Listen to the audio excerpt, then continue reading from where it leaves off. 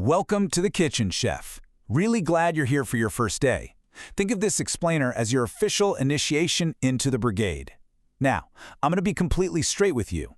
This kitchen, it moves fast. And if you want to survive the line, you need to be fast too. But listen, we don't do sloppy, and we absolutely do not do dangerous. So, today, we're focusing on the single most critical tool in your entire arsenal, your knife.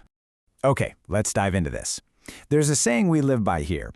Speed in the kitchen doesn't come from force. It comes from rhythm, efficiency, and muscle memory.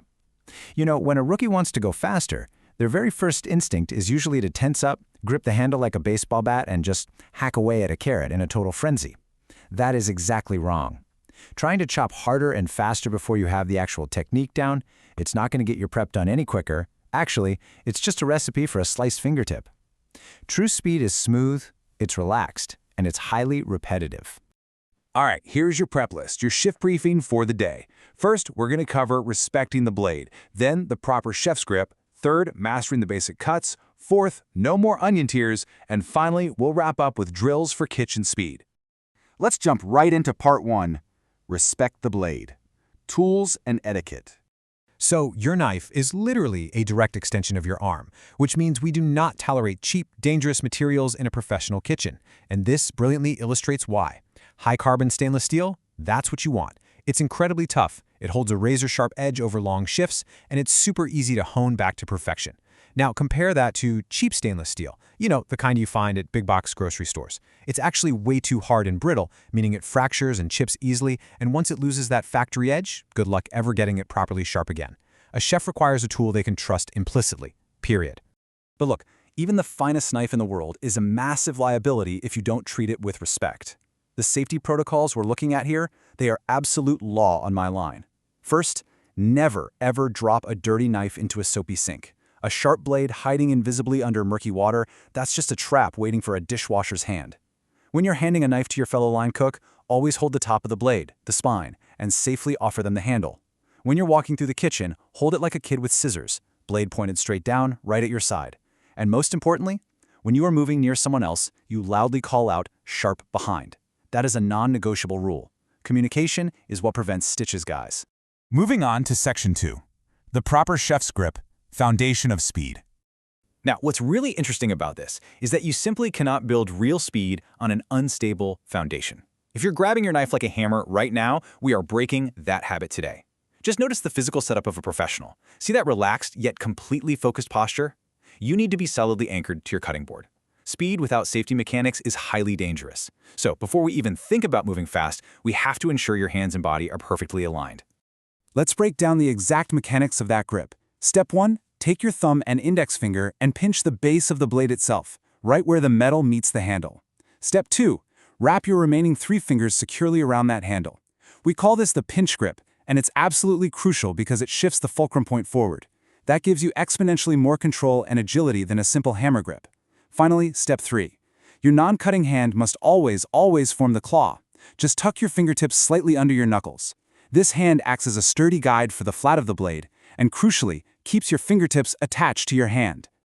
All right, section 3, mastering the basic cuts. This is the chef's vocabulary.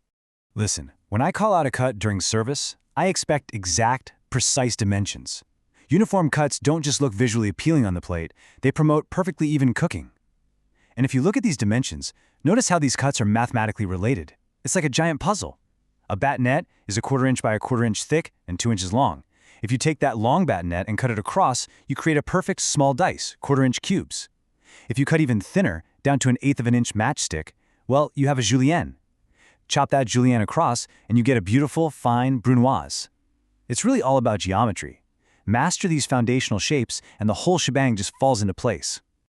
Let's move to section 4 and see how this builds into our next topic, no more onion tears, the science of slicing.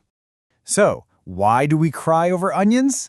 Turns out there's actual high-speed camera science behind why this happens, and it comes right back to respecting your tools. When you use a sharp blade, it slices cleanly through the tough outer skin and the inner mesophyll of the onion, causing very little compression. But if you use a dull, heavy knife, you aren't actually slicing, you're crushing the onion. This massive compression creates these powerful micro-explosions of fluid, launching tiny, invisible bursts of tear-inducing mist straight up in your face. Basically, the duller the blade, the harder you cry. So here's the practical, professional solution to stop the tears.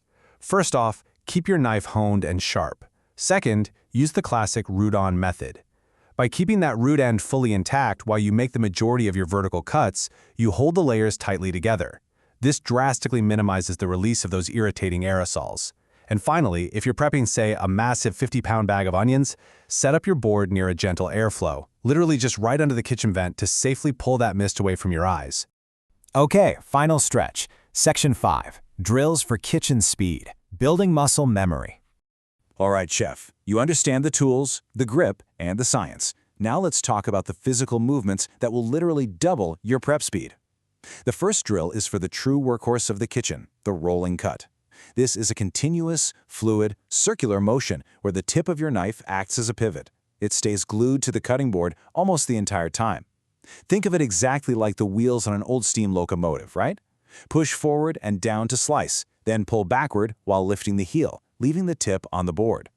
The real secret to keeping that tip planted: don't lift your elbow too high on the upswing. Keep your elbow safely tucked near your side to stabilize the whole motion. Now, when you move on to denser vegetables like huge carrots or hard potatoes, you're going to need the push cut. Unlike the rolling cut, the entire blade actually leaves the board for this one. The motion is a sharp forward thrust that moves down and away simultaneously. What you're listening for is a very specific steady clack-clack-clack rhythm as the blade lands perfectly flat. But hey, be warned, do not just push straight down. If you lack that forward thrust, you're just going to crush and snap the food instead of slicing it cleanly. And finally, for completely mincing herbs or garlic into absolute oblivion, we use the tap chop.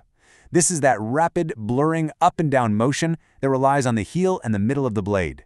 The absolute secret here: complete relaxation. If your wrist is stiff and tight, your forearm will feel like it's on fire within 20 seconds. No joke. Your wrist should be incredibly loose. Imagine the bouncy feeling of casually dribbling a basketball against the cutting board. So the crucial point is that high-volume repetition creates massive forearm fatigue. A heavy, clunky European knife might feel great for chopping one single carrot, sure, but when you're doing thousands of rolling cuts, that extra weight becomes a terrible liability that totally breaks your rhythm. This is exactly why so many seasoned cooks switch to agile, lightweight Japanese-style blades for long prep shifts. A lighter blade stops feeling like a dumbbell you have to lift and starts feeling like a natural extension of your own hand. It lets your hard-earned muscle memory just take over. Which brings us to the final, most important question of the day. Are you ready to stop hacking and start flowing on the line? Leave the brute force at the door. From this moment forward in your culinary career, I want you to prioritize your technique, respect your grip, and trust your muscle memory way over raw power. Always remember the chef's mantra: slow is smooth and smooth is fast. So go grab your blade, set up your station, and let's get prep finished. I'll see you on the line.